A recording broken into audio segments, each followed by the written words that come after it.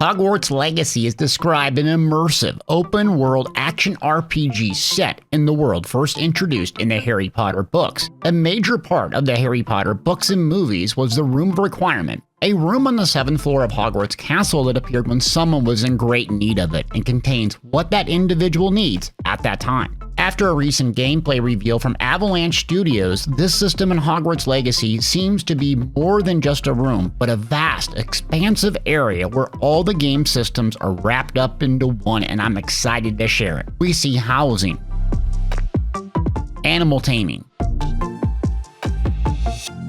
crafting,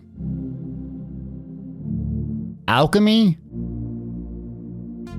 gear upgrades, and much, much more.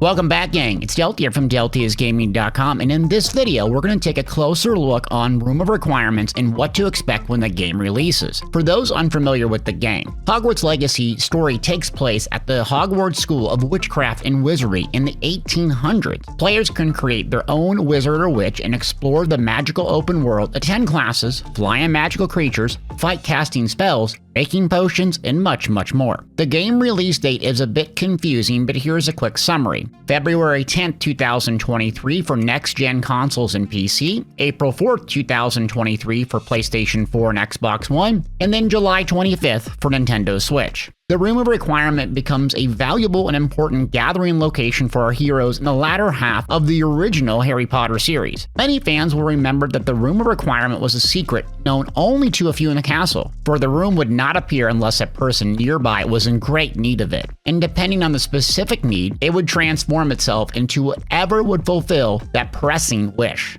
Your character is a fifth-year student who's behind on their studies in desperate need of catching up, and that's where the Room of Requirement will come in. From what we've seen in the gameplay and trailers, it would appear that the player will discover the Room of Requirement at some point with the help of a house elf named Deke. True to form, the room will magically perceive the need of our student has to catch up on their studies, as well as the possibility need for a secret, safe hideout and a getaway. It provides them with the space to improve their magical skills and a lot more. The Room of Requirement as a housing system. Based on what we've seen in the most recent live stream by Avalanche, there seems to be an incredible amount of personalization which can take place in this space. Players will be able to both use utility items such as planters for growing magical ingredients, as well as decorative items to make their space feel unique to themselves. You can even change the look of the architecture. There'll be certain available themes like scientific or botanical, which will change the look of different areas of the room. The room is also set to expand as you explore and unlock more. As you can see for this gameplay footage, the developers have done a really good job on integrating the system into the world of the game too.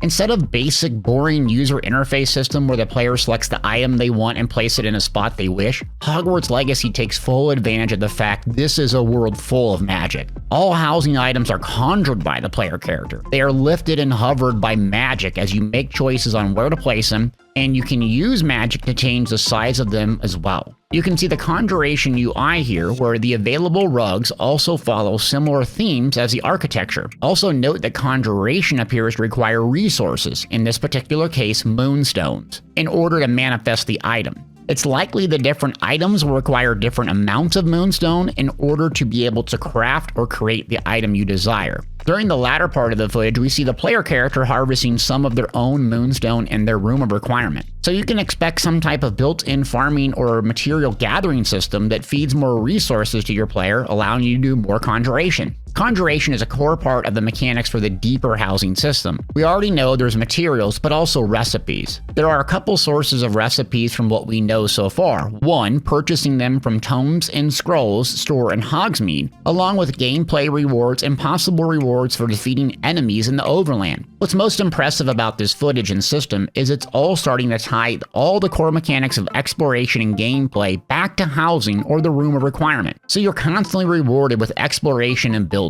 The footage also revealed a deep crafting system for plotting plants and brewing potions. You'll be able to create and modify your own gear sets with Enchantment Loom. This system requires ingredients from beasts to upgrade and modify your gear. These modifications could include traits that give you abilities core to your combat style and gameplay. There is also a gear identification system similar to something like you would see in Diablo, where you get an unknown gear set and its traits or set bonuses won't be useful until you identify them. The developers have said this is one of the earliest Conjurations obtained. Back to the Enchantment Loom. How do you get the beast ingredients to upgrade your gear? Well, you find them in the open world, tame them, and return them to your room of requirement in the beast taming section in the back. The footage showed a few creatures, Grafhorn, Mooncalf, and Niffler, which can be obtained, interacted with, and cared for. The beast care is an integral part of not only exploration, but improving your character's power via gear upgrades. You'll be finding various dens and creatures exploring the overland content which you can tame and return to your room of requirement. Once tamed, fed, nurtured, and cared for, them with a material called Vivarium. As you upgrade, you can obtain more of this material and use it to personalize the space both cosmetically and functionally. There's a utility aspect to beast taming as well, which you can purchase food processing stations via its conjurations, which allows you auto-feeding, building in progression to the system.